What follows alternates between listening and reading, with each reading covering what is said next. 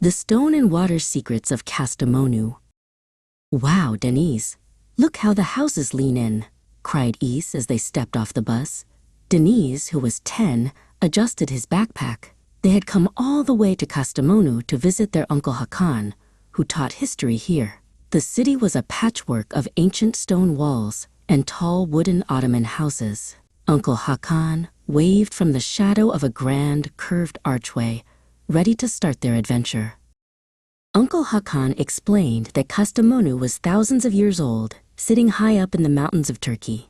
First, we must visit the Kastamonu Castle, he declared. It has seen empires rise and fall. They climbed the steep path until they reached the thick, sturdy ramparts. From the top, they could see the whole winding valley below. Before leaving the city center, they walked through a neighborhood famous for its historical houses. These houses were built hundreds of years ago with dark wood frames and bright white walls.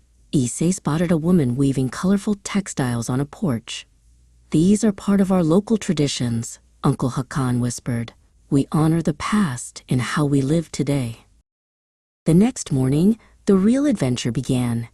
Kure Mountains National Park. The air smelled like pine and damp earth. "This park is huge," Denise noted, squinting up at the dense forest canopy. "We are going trekking today," said Uncle Hakan, handing them each a hiking stick. "We are searching for the most incredible view, Vala Canyon." The trek through the forest was long and twisting. Suddenly, the trees parted, revealing a massive, dizzying drop.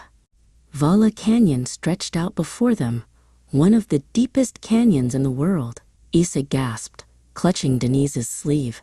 It felt like standing on the edge of the earth. Uncle Hakan laughed. "Now that we've seen the depth, let's explore the water." They drove down to a calmer part of the river that snaked through the park. Soon, Denise and Uncle Hakan were strapped into bright yellow inflatable boats, learning how to paddle for some easy whitewater rafting.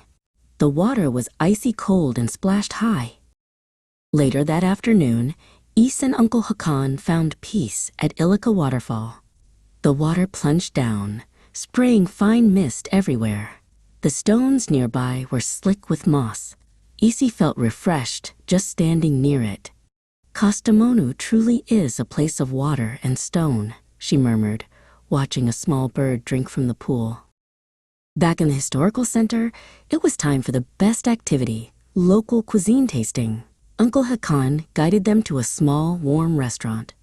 They tried special local dishes like pasturma, cured meat, and banduma, a delicious layered pastry. "Learning about the food is learning about the people," Uncle Hakan told them.